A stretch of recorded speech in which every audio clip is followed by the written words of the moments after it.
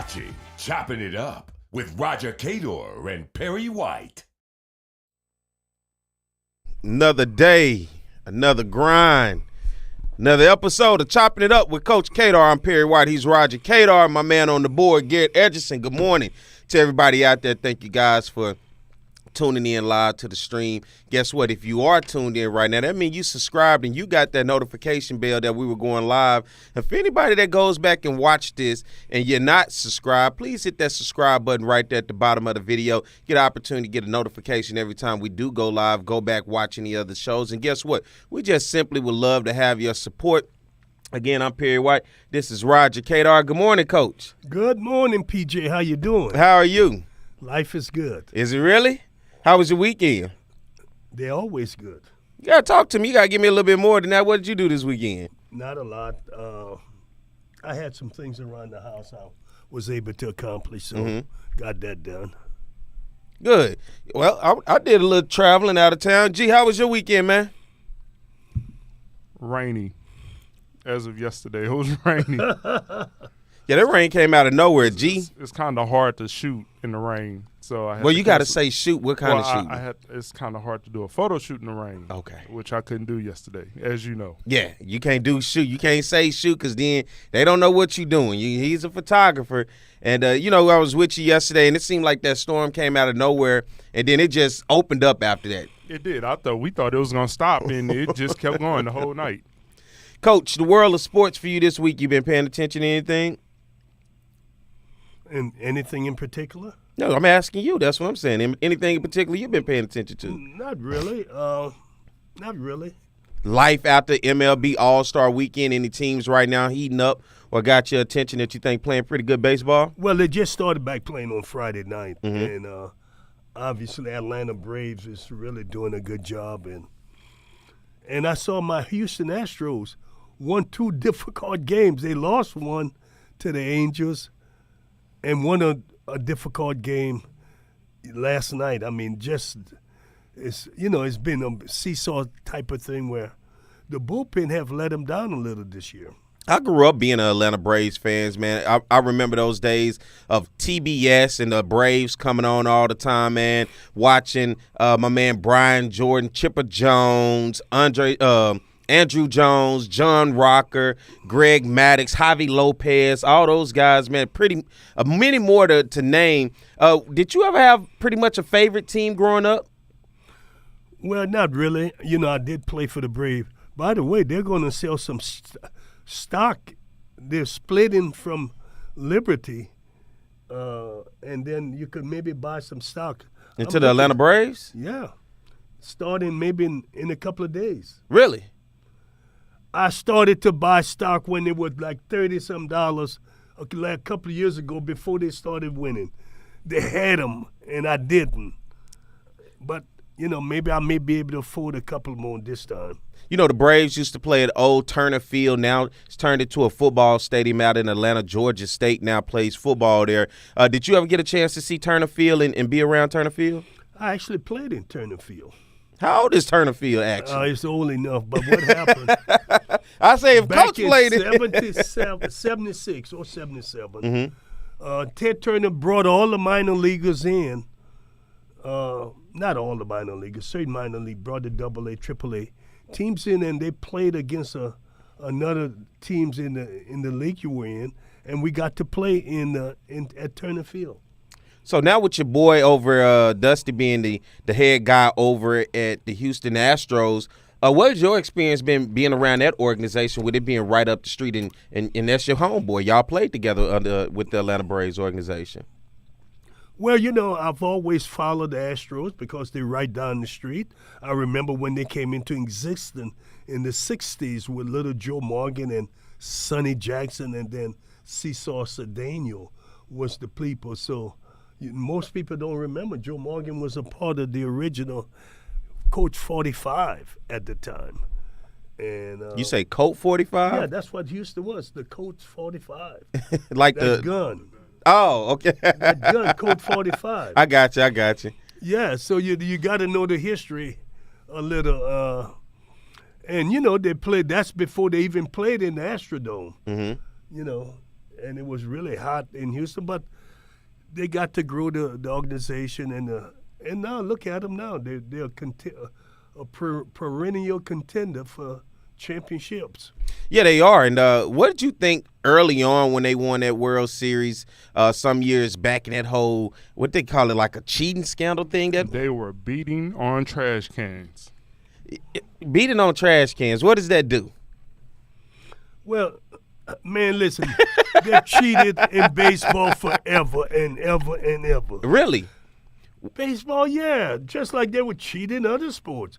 I mean, so wherever you could give your team an advantage, it's up to the other team to figure it out. I mean, now the video part of it I don't agree with, but I agree with the artificial intelligence, where the person to person is passing information. It's really acceptable because they're doing it now. What do you think, guys on second base? You watch baseball, they were giving the hitter the signs. So it's not like they hadn't been doing it. They have people in the dugout stealing the coach's sign. I mean, that's their job. Find out what their signs are. So, so that's part of baseball. Okay, so what's the difference with them doing that or hitting on the drum, on the barrel? It's not a lot of difference, but I do disagree if they use video. I think that's going too far. You got something, G? That wasn't their championship. They beat my team in the ALCS. See, it's a little personal. It's a little personal. It's personal. Is the Yankee your team? I got you. It's no problem. And you know what? This is what make this argument so much better, because Garrett has got an opinion about what should be done and can be done. And I said everything is open season except the video part. Yeah. Oh, you let it ride with anything else. Just don't video. If you can steal that sign and pass it on to the teammate, I mean, that's an advantage. Yeah. What you think they do in football? Yeah. They're trying to steal audible, find plays. I mean, it's just a part of sports. So, but I don't believe in the video aspect of it, and that's my opinion. Speaking of the cheating part of baseball, a conversation I've never had with you, and it's interesting that we're going in this direction. The whole steroid era of Major League Baseball and the juicing up, when that all came out and it seemed like it hit the fan, I figured the guys who have all been a part of baseball, you've had some knowledge of known that, that was a part of the game. But for the world outside of baseball, as the fan, probably just didn't pay attention. But for you, when you saw that, what was your thoughts when it hit the fan and it came out into the media and you started to see all these great names start to really pretty much get everything taken away? I'm glad you went down that road because, baseball for years, amphetamines have been a part of baseball. They used to put them on the table for you to take. They call them greenie back in the days. Greenie. Because they know it's dog days of summer. People get tired and they need boost. I mean, it was just there for you. And then as time went along, people got a little more knowledgeable about the health issue and the danger. They took away amphetamines off the table. They still use them. Pete Rose them talk about it. How they used to take it so that when they got tired, they would take it. I mean. Have you ever taken them? No, Okay. I never did. I was afraid. Yeah. And I guess because you know what? I look at some of the people who took stuff. Yeah. And they, my age, and I look at how they're broken down. And I'm not. So it all paid dividend in the long run when you don't do the wrong thing. But being a part of organizations, and you said being on the table, I'm sure you saw the use around you. Well, it was acceptable. Yeah. There was nobody hiding because the organization gave it to you. Yeah. They said open season here. Do you think that was that a part of hurting the integrity of Major League Baseball to the public's viewing? Well, I think that kind of activity led to steroid once they took it off the table. Because now people were used to having some boost, some a little enhancement for performance as they got late into the season. You got me? You know, I talked to the great Hank Aaron, and he told me, why don't you take B12, vitamin B12? He said, I used to take shots because when I got tired, I went and got B12 shots. It's a vitamin shot. And he said that's what he would suggest for me. I never did it either, but, you know, that was the legal thing to do. You know, looking back at baseball players, they were built like wrestlers at one point, especially in the 90s. You look at guys like Mark McGwire and all those other guys, man. And then even when you talk about, you look at a guy like Barry Bonds, of course, with the home run record, it really kind of seemed like it diminished the success that he had as one of the greatest hitters, if not the greatest hitter of all time in baseball.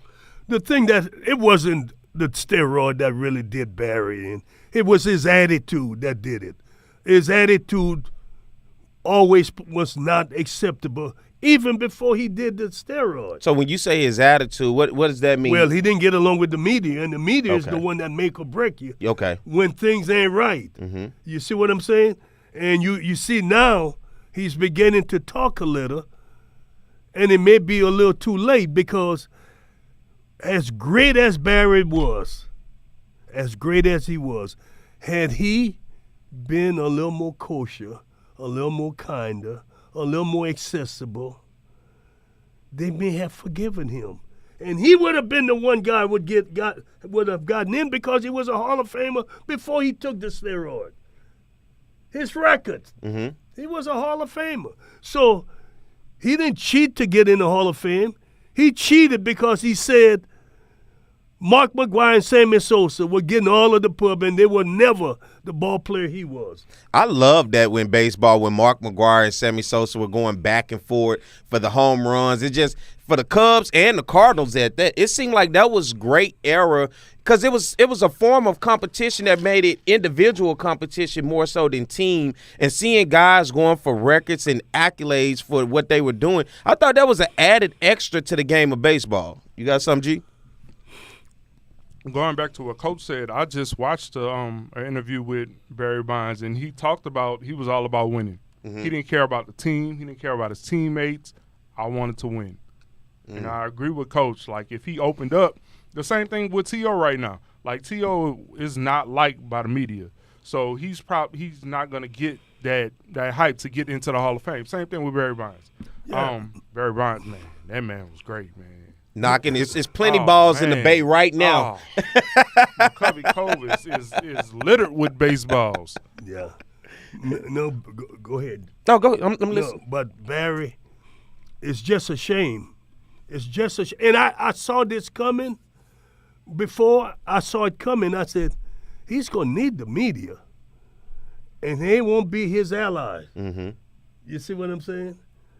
And a lot of guys who might have, Big Papi, for instance, Big Papi had a positive test, and he got in because he was loved by the media. See, that's the difference.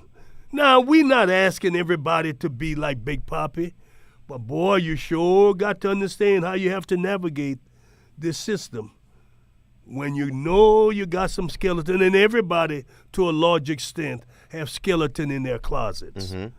Even the writers, they're not perfect, but you need those people. That's all I got to say. And the last question before we get ready to go to break, talking about steroids, and you said you saw it on the big stage with the big professional teams. What about on the college level? Because we haven't really heard this story from the college level, but was steroid use used mostly as well on the college level and as well as the professional level? Well, I don't know because college do have testing, even though it's not it's random, but they do have testing to discourage. And I'm sure steroids are used, but college has been having testing, so if they catch you, they're going to punish you. And it ain't the college themselves who doing the testing. It's the people from the NCAA doing it, so they're independent. Whoever urine they get and it's dirty, they're going to say it. Yeah, I was curious about that because I know the whole thing popped out about Major League Baseball, but I was like, it had to start somewhere, and I figured maybe it trickled down to the amateur level when you start to talk about college baseball as well. They got sick people in the world. You can bet it's in the 12, 13 years old where parents want their kids to be something like everybody else. I mean, you can bet that. Ooh. Yeah. You could bet that. You could bet that kid's doing it. You know, one of the big things, Coach, that I did not like about baseball for a long time when you start to talk about certain use and substance, I hated dip. Oh, man, I just absolutely hate that tobacco, that chewing tobacco. I hated that with the game of baseball. And I'm sure you being a baseball player, you saw it a lot with players. Yeah. A lot. But, and it's dangerous now. They are saying lung, lip, and tongue.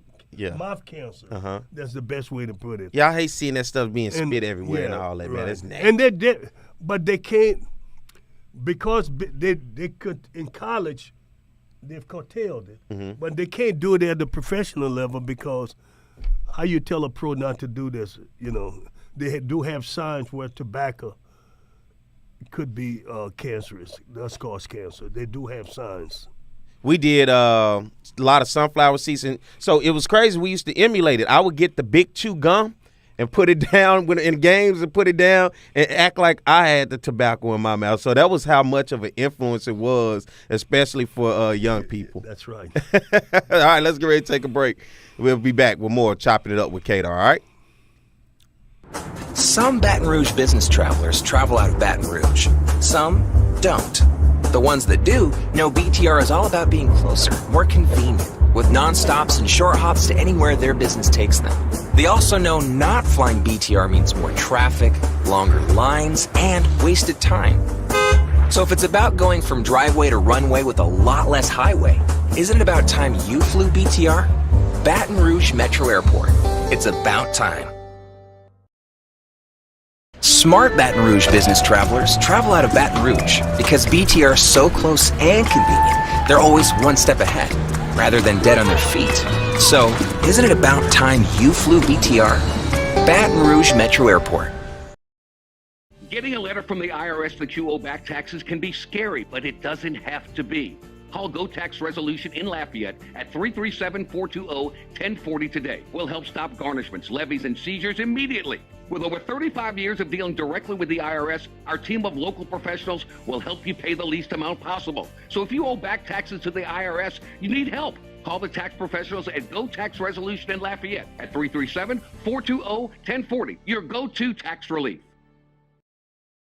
Looking to get some keys made, locks rekeyed, or a wide variety of new and used safe? Then look no further than the trusted choice of Alfred Safe & Lock. Conveniently located off of Government Street in Mid-City, Baton Rouge. Trust the expert locksmith at Alfred for all of your residential, commercial, and industrial lock and safe needs. Trusted by Baton Rouge and me, Roger Cador, to protect what is yours since 1946. Take your fun full throttle with a single touch. There are places to fly high, swing low, or make the old bell ring. Your targets are in sight. Better your game by playing ball of almost every variety. Need to catch your breath? There's a place for that too. Have a passion? We've got the place. Gear up for where the rubber meets the mud, or stir up memories of a lifetime. Reach new heights. Gravitate towards something out of this world. Even travel back in time. You might like a little drama in your life, or get in touch with your inner nature lover. Release some pent-up energy while you're at it. There's plenty to do beyond the swing sets. Breck, we're more than a playground. Hey, Coach Roger Cador here. There's something about teamwork that brings the best out in any business. When I need a tow, I call Roadrunner Towing. Roadrunner's 4 generations strong and homegrown right here in Baton Rouge. Thanks, Coach. There's no job too large or too small. Call Roadrunner for quick, reliable, exceptional service. We don't want an arm and a leg. We just want your toes. And remember, take time each day to be a blessing to someone. Thank you.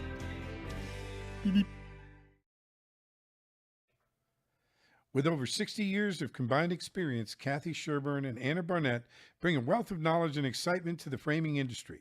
Keeping strong to the Louisiana culture, Acadian Frame and Art has numerous local artists and sports team memorabilia for their customers to choose from. Whether you're creating a gallery-like setting in your office or simply looking for some fun art for your kids' playroom, Acadian Frame and Art is your one-stop picture framing spot. Call 225-927-6129 or go to www.acadianframe.com.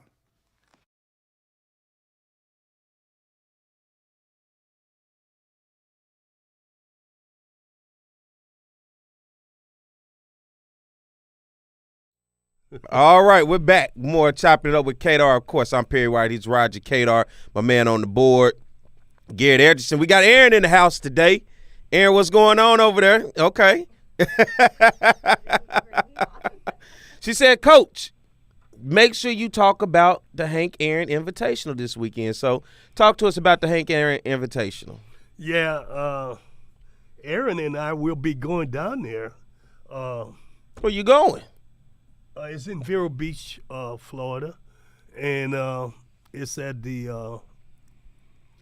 It used to be Dodger Town, but it's called Jackie Robinsonville Town now, and they've converted it. They've done a really good job, and so what they do, MLB brings in 13, 14-year-old kids, and then 15 to 17-year-old kids, 2 different kids, 100 or 200 kids in each, and they have all former major league players who are coaching them how to play. They each get a week stay, and they get all of the learning and the teaching, and it's just a great event.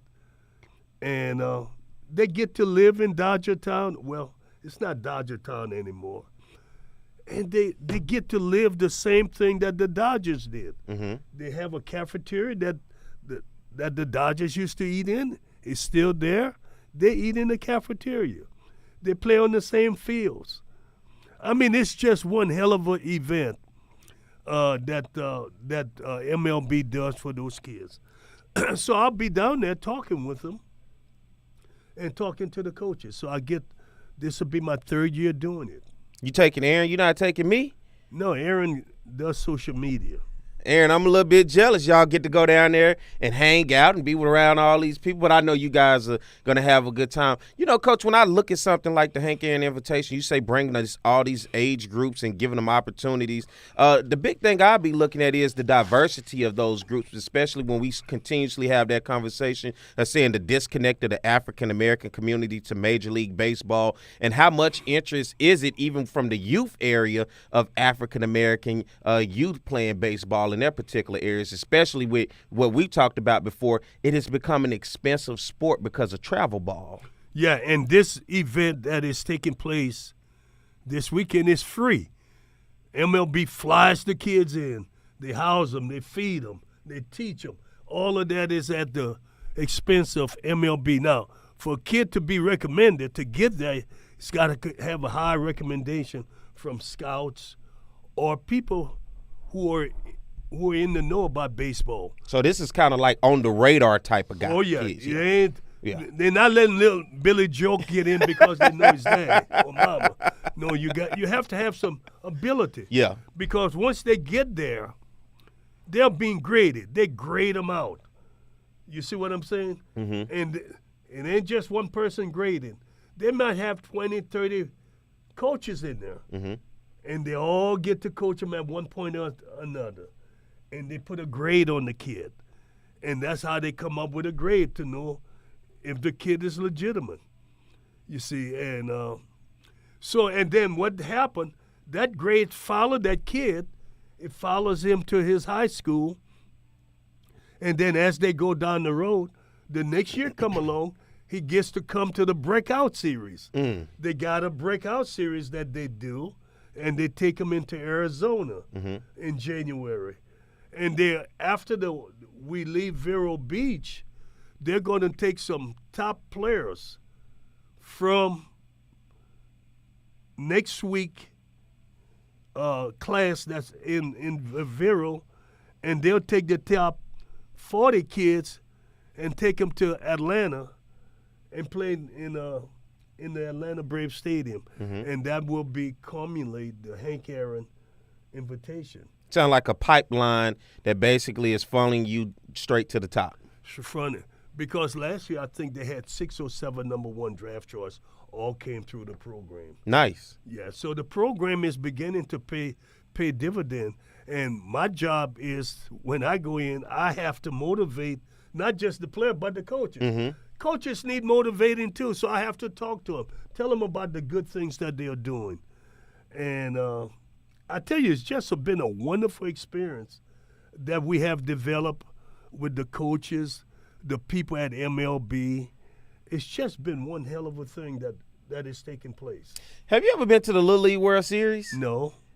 Do you watch Little League baseball Yes, I when it do. comes? Man, I think it would be great, like, if you went to the Little League World Series and spoke to those kids, man.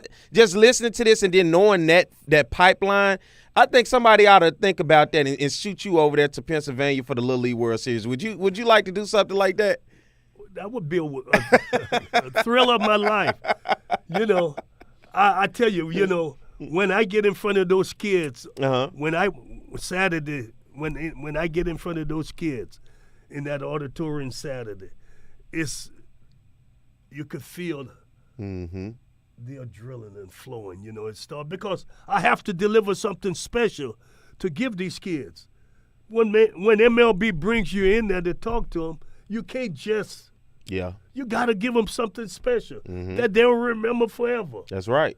You know, so that's my goal. And I hadn't thought about I never think about what I'm going to say. Yeah. I know Aaron will be trying to pull my shirt tail and tell me something, but, you know, I thought about a couple of things I want to say to him, and then we'll see. And does it typically matter when you look at the diversity of the room or where you're going to go and what you're going to say? Well, it's mainly brothers, African-American kids, some Hispanic kids, and a couple of white kids that got caught in the hood. Yeah. Sort of like Morgan Freeman told in Lean on Me, and the white kids who were at East Side in New Jersey said, "Oh, the reason y'all here, y'all got stuck in here. You couldn't leave." And every now and then you get some white kids who are stuck in poor, disadvantaged area, and the people give them a chance to come to the Hank Aaron Invitation. And they do quite well because they're accustomed to being in that situation where they are the minority.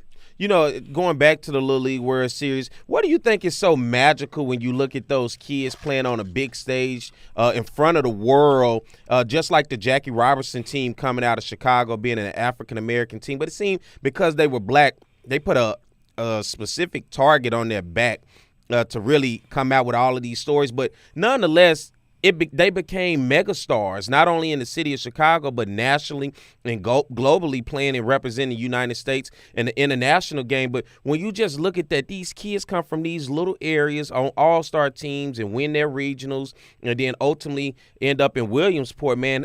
What's so special about that you think captivates the world to want to watch that year in and year out?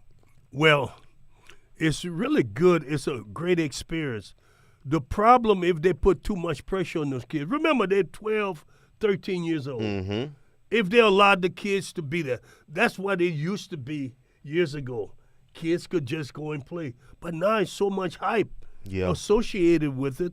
It's pressure on the kids, and they have to try to do things that they're not accustomed to doing. Now, let me say this. The Little League team from Curacao, they take it serious. This is a business to them. Because if they win, they know they're going to get a lot of gift when they go back home. And I see that, too, with, like, the Chinese teams, Taipei, Japan. Oh, man. Hey, listen, it's strictly business. There's no playing games for them. It's all in the coach face, they face. It's like you might get a whooping if you lose this game today. No, I agree. It's become that, you know, and it's you know, I have no problem with that because Japanese culture, the Chinese Taipei culture, that cultures are different. than the culture in the West. That culture is strictly disciplined. You adhere to what is being told to you. That's it. And you go out and do it. Yeah. So it's really and I think what happens in Curacao is doing a great job. Mm-hmm. They have developed really good Little League players. And it's not an island where a lot of people exist. They just do the thing right. And they pay attention to the adults. They got to send you over there to Williamsport.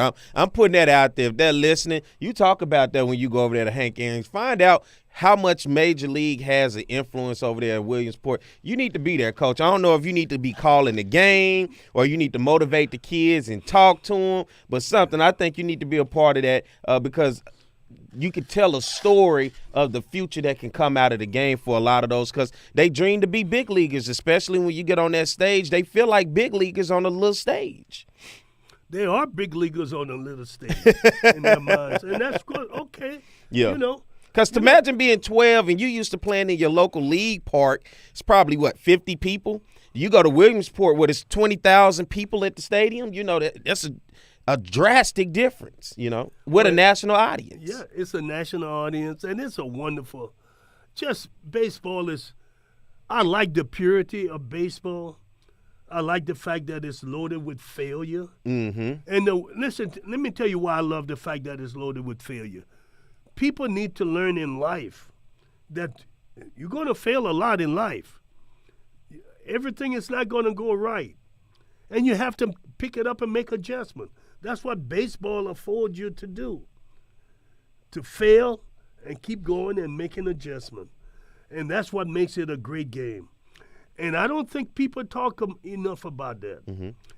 I think they hype too much on the fact that a handful of people have enjoyed an enormous amount of success, mm-hmm. where there are a lot of people in the middle who deserve credit also for hanging in there, for failing so much. Mm-hmm.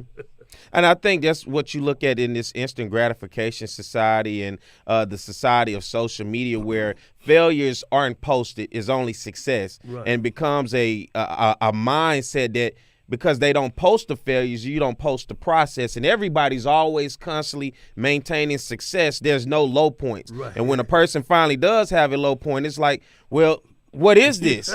Everybody else, and then you start to judge yourself to say, well, they're not failing. Why am I failing? It becomes that mental aspect where it's hard to sometimes deal with. And people think that other people are not failing. Yeah. Michael Jordan missed so many shots.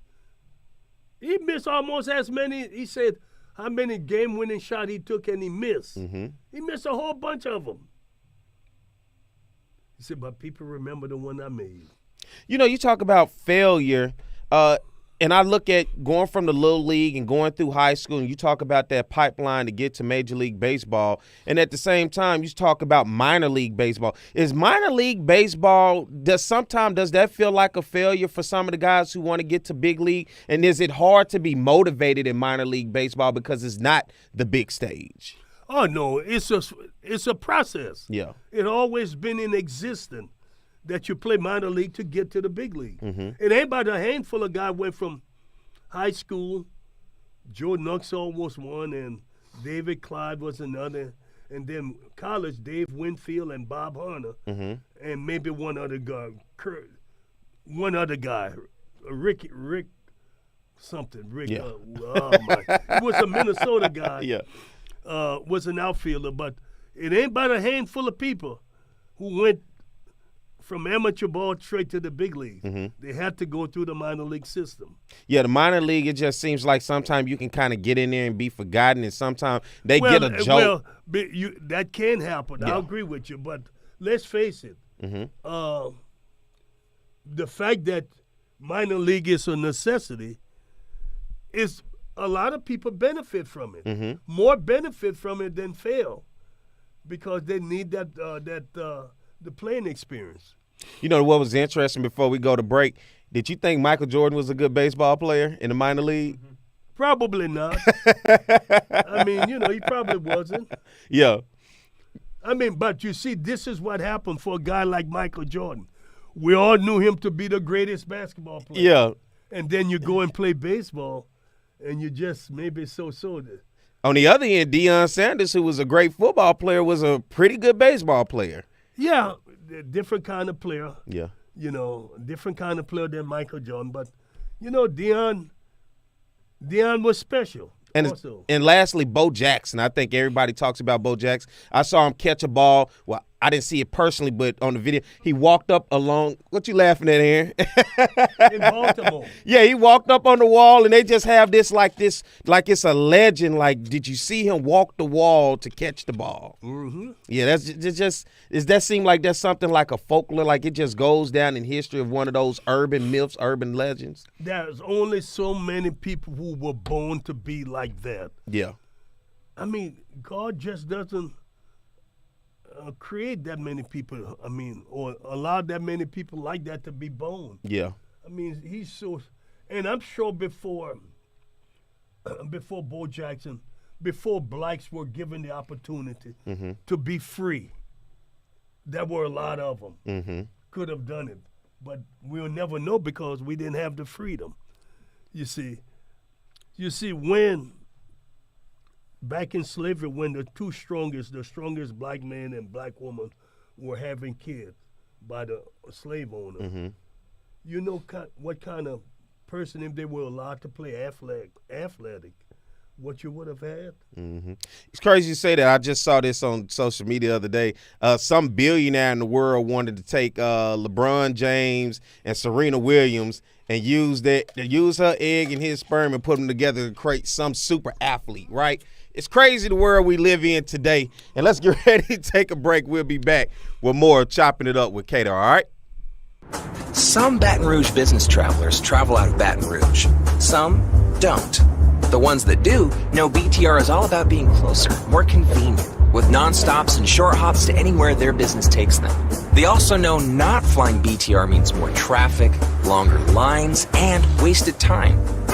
So if it's about going from driveway to runway with a lot less highway, isn't it about time you flew BTR?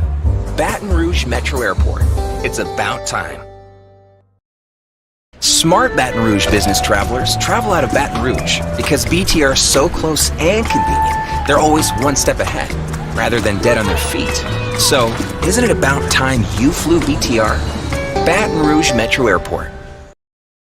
Getting a letter from the IRS that you owe back taxes can be scary, but it doesn't have to be. Call Go Tax Resolution in Lafayette at 337-420-1040 today. We'll help stop garnishments, levies, and seizures immediately. With over 35 years of dealing directly with the IRS, our team of local professionals will help you pay the least amount possible. So if you owe back taxes to the IRS, you need help. Call the tax professionals at Go Tax Resolution in Lafayette at 337-420-1040. Your go-to tax relief. Looking to get some keys made, locks rekeyed, or a wide variety of new and used safe? Then look no further than the trusted choice of Alfred Safe & Lock. Conveniently located off of Government Street in Mid-City, Baton Rouge. Trust the expert locksmith at Alfred for all of your residential, commercial, and industrial lock and safe needs. Trusted by Baton Rouge and me, Roger Cador, to protect what is yours since 1946. Take your fun full throttle with a single touch. There are places to fly high, swing low, or make the old bell ring. Your targets are in sight. Better your game by playing ball of almost every variety. Need to catch your breath? Have a passion? We've got the place. Gear up for where the rubber meets the mud, or stir up memories of a lifetime. Reach new heights, gravitate towards something out of this world, even travel back in time. You might like a little drama in your life, or get in touch with your inner nature lover. Release some pent-up energy while you're at it. There's plenty to do beyond the swing sets.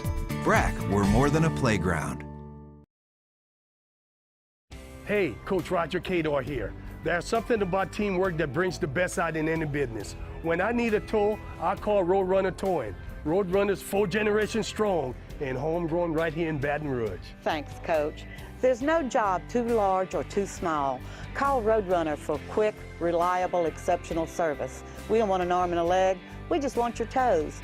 And remember, take time each day to be a blessing to someone. Thank you.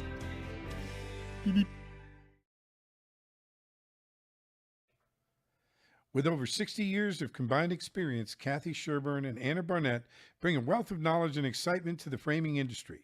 Keeping strong to the Louisiana culture, Acadian Frame and Art has numerous local artists and sports team memorabilia for their customers to choose from. Whether you're creating a gallery-like setting in your office or simply looking for some fun art for your kids' playroom, Acadian Frame and Art is your one-stop picture framing spot. Call 225-927-6129 or go to www.acadianframe.com.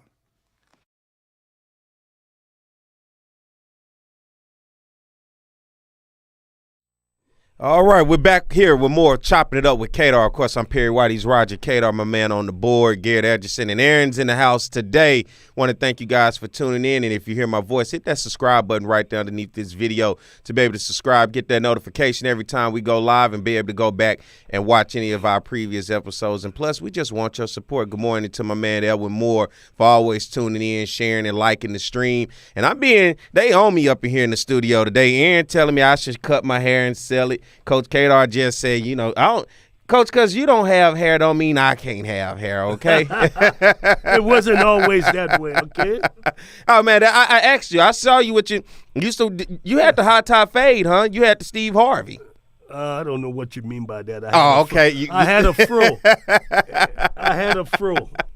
That's what we call it back then, the fro. You had the afro with the pick. You had to get it right. I had a comb. You had a comb.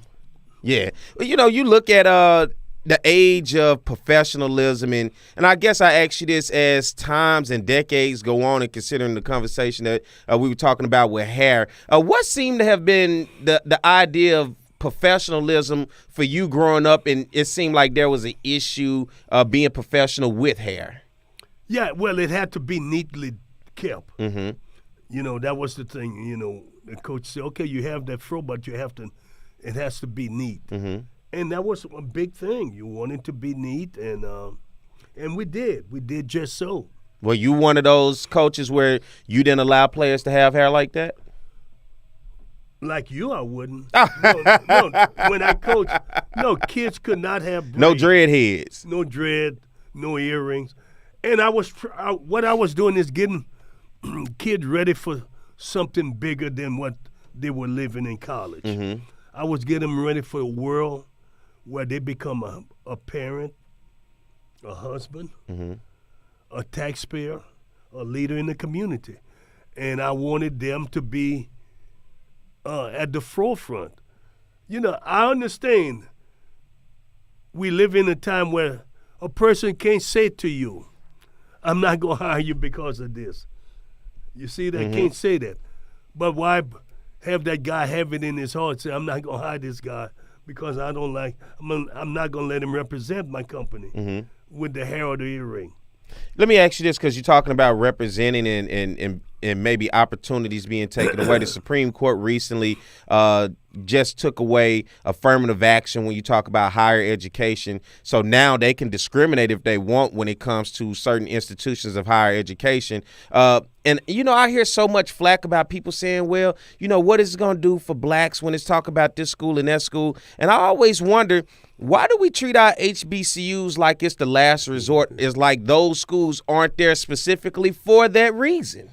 Well, when I was coming up, those HBCUs were there for us. And without them, all of the great people who had done all the great things. Including yourself. Including myself. Couldn't have done it without the HBCU. Mm-hmm. They provide such a wonderful haven for learning and growth. And so people, now, like 1970 and 2023, it's a different time. Yeah. And the people who run in the institutions are different at HBCUs. But boy, we had people who cared about you. And what happens today, Perry, is that kids and their parents put so much pressure on people. People are afraid. They're afraid to lose their job because people could get them to lose their jobs. Yeah, they call it the cancel culture. You can be canceled. Oh, counsel? Cancel, like, cancel this order, cancel this show. Yeah, cancel. Yeah, They could cancel the people out. yeah, And especially if you don't have strong administration, it's even worse. yeah. The influence could come in and Yeah, really, you go. And that's, as I continue to listen to the conversations, it's just like what I believe was detrimental to our communities is leaving our communities to want to be a part of a community that showed you had to fight to even just to sit at the table, to go into their restaurants, to use that same bathroom, to go to their pool, to drink that same water fountain. But then you gave up everything to go there and forgot where you came from. And that's what I'm still looking at today with this whole idea of, okay, affirmative action is no longer in place to maybe put you at that table in that classroom at a specific school. But it's not the end of the world when you still have your community to go back on. Oh, no, this is far from the end of the world. Look, black folks have always made the adjustment and come out okay. They'll do quite well with this. Yeah. It's a 10% kind of thing. It may not sound like a lot, but it is a lot. But you know what? Affirmative action has got its issues as well. Everything will be all right. Yeah. For you being a coach, being successful in life, do you feel like opportunities weren't there for you? Maybe not because of your hair, but just simply because of the color of your skin? Yeah. Well, yeah, it was big. Well, I had to throw it because you didn't have the dreads, so maybe it was something else. Oh, that it was maybe... big back then. The color of your skin, it was, and where you came from. Because I always think about the success that African Americans have at HBCUs. I look at you, I look at Pete Richardson, I look at many others who were great at taking low resource institutions and finding success and beating the schools that had the resources, that had everything that they needed. But it just didn't seem like the door was opening up for opportunities for you to take the bigger jobs, the bigger salaries, more so than what I see from white coaches who are particularly in places that already have everything, but it seems like the opportunities to go to the big stage, the big school, the big money, or whatever else to move up seemed to be there more for them than it did for the guys who really tied their bootstraps, pulled them up, and really made something out of nothing. Listen, in my case, it wouldn't have mattered. Yeah. Everything worked out quite well because, I made enough money to take care of my family and save a few dollars. And so I didn't have the ego that I needed to move. Yeah. Boy, was I doing what I love and helping people. And I remember Skip Berkman telling me once, he said, you probably don't want to leave Southern because you make a difference in the lives of the kids. And that's important. It's more important now that I'm not coaching, because I could see the things that I did with the players and how well they're doing in their real life. So it means a lot more now to me that I stayed there rather than to go and try to make more money. Yeah. And money is the root of a lot of evil, even though you would like to have some of it. I would like to have some of it. Hey, it's what you do with the money, all right? Don't make me evil. It's just what I like to do, right? I didn't make you evil. I didn't hate on you.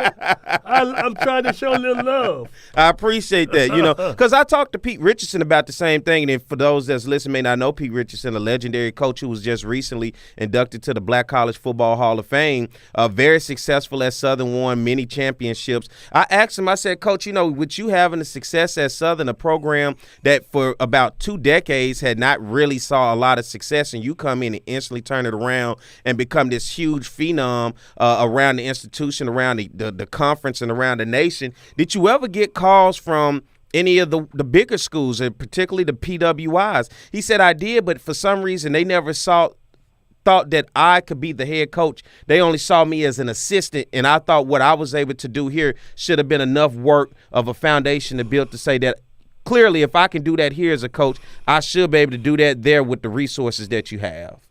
That's what people think sometimes, that like a Pete could only be an assistant coach. Isn't that crazy? But that's the kind of stuff. I never had to worry that much about it, because I wasn't going to leave. And who I like these days that I think people like you, Pete, and so many others of the greats that opened the door. I look at a guy like Carrick Jackson, who took over Southern's baseball program when you retired. He came in year one, it was real rocky, but in year two, had one of the greatest turnarounds in NCAA history. When we talk about what he did for the program, won the SWAC, took Southern to a regional game. We were there in Starkville. He had those cowbells, if you ever been to Starkville, they call it Stark Vegas. The cowbells are annoying. So for the first 2 innings, it was that. For the next 4 or 5 innings, it was quiet. Southern was right there on the brink of a major upset at the time. Mississippi State, the #1 team in the nation. But he turned them around and then ultimately left Southern, went on to take on a position elsewhere, and now he was the first black coach at the University of Memphis, and now he's the first black coach at the University of Missouri in the SEC. And so to say those doors are now opening, like you said, the 70s to 2003 are different because a guy like him is continuously breaking in, well, I say kicking in the doors, even in 2023, being the first black coach at 2 predominantly white institutions. And he played at those institutions as a player, so he already had the relationships. I think he did play at Missouri. He played at, I think it was Nebraska, and then he went to Bethune-Cookman. Right. And then he was an assistant coach at Missouri. So he had those relationships, and that made it a lot easier for him. And the person who hired him at Memphis is the assistant AD at Missouri, and it made it easy for them to hire him at Missouri. So it's about relationships, and Carrick have done a really good job building really good relationships. Well, I thought about one day, just hypothetically speaking, what would it be back in the day if it was the day where LSU would have hired Roger Cador, the black coach, come in to be the baseball coach? I'm glad they didn't.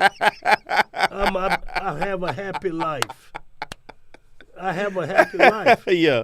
You know, a lot of people don't understand what I did. Everything I could do. Yeah. And my life is happy. I get to do a lot more things after. You know, I don't say this to many people. In 1965, Cincinnati's Reds traded Frank Robertson to Baltimore. Said he was an old man, and he went on and became the next year won the Triple Crown, and led Baltimore to several World Series. I don't know if they won them, but he played a key role. But the point is, and I got to know Frank Robertson quite well. When with the commissioner office, we were on the same diversity committee with Bud Selig. And then he was over the Urban Invitation. So we got to know each other quite well. I think this is the same thing with my case. I got out of Southern at the right time. I was only 60-some years old, 66. With a lot more energy now. And I can do a lot more things for kids and baseball than if I was still coaching. Yeah. When it comes that time, do you know it's that time? Because it seems like for some coaches, you kind of got to like coach like, yeah, you got to go, coach. Like it's just time, and then, you know. Well, I had pneumonia too. Okay. And that made it easy. And the doctor pretty much told me, said, man, listen, this thing don't go away. It's a 2 or 3 years it'll stay in your system. And he said, Coach, you're too valuable to the community to hang around and try to coach. And you might want to think about retiring. And that's all I needed. I was in the hospital for 10 days. You got me? So a lot of people don't know it because I never made it public. Yeah. But that's why I didn't coach to finish the 2017 years. The doctor wouldn't let me. How many ADs did you go through at Southern? Now I'm sitting here thinking about it. You were around a long time. 2, 3, 4, 5, 6, 7, probably 8. 6, yeah, about 8. I mean, there's a lot of people. 8 ADs, when you look at having 8 different bosses, what is that like in the world of continuously keeping your job but trying to continuously sell to 8 ADs what you tried to sell to the other in terms of, I got something I'm building here? I didn't even get involved in it. What they say, you kept your head low and just did what you had to do? Just did because they weren't going to do anything. That's the hard part to hear you say that. That's because Well, they I wasn't knew gonna do they anything. were not gonna do it. That's hard to digest. It's okay. Mm-hmm. I made it my way.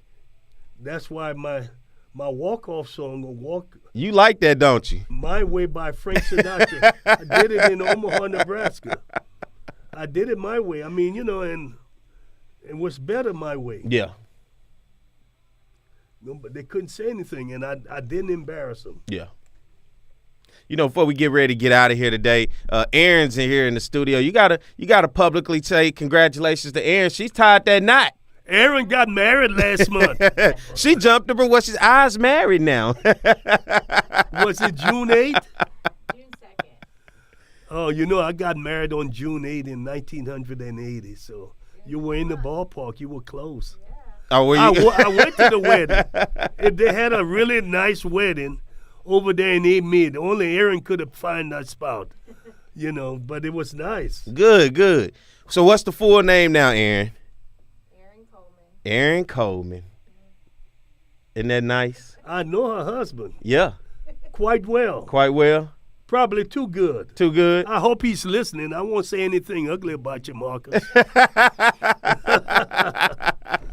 That's my boy. We got he liked the Yankees. I love the Yankees. Yeah. So we in the same boat. That's my I don't know boy. what y'all see in the Yankees, man. It's just something. I'm gonna see the Yankees tomorrow night, and I'm excited. They're playing the Angels, right? I will be in the Angel Stadium tomorrow night. Oh, my goodness. Yeah. Yeah. Well, they'll be on TV Wednesday. I might go to that game too. Yeah. I'm there 3 days. I might go to that one too. Okay, yeah. G my boy, but I ain't watching no Yankees. I don't know what I. It's just certain teams in life like Duke, the Patriots, the Yankees. It's just I don't know about those teams. I just can't get with. I talked about Duke the other day. Like I hate Duke. The Yankees put them in the same My category. brother almost went to Duke too. I hate Duke. Aaron said, "You must be a Duke fan." See, I don't understand what's going on in here, man. All right, y'all see what I got on today. Y'all like I like Arkansas a little bit. That's my team. You like that? One of your heartbreaks in the past 10 years. That's what Facebook said. The baseball championship. That was one of your heartbreaks. Oh yeah. So Facebook had a thing going around. As a fan, what are some of the biggest heartbreakers of teams that you like? And Arkansas versus Oregon in the 2018 College Baseball World Series. Arkansas had that thing won, Coach. It was in the bottom of the. I know. I saw it. Let me relive it, Coach. Don't let me relive my We're heartbreak. running out of time. I got 3 minutes to talk about my heartbreak, Coach. All right. See, Coach just won't let me bask in it.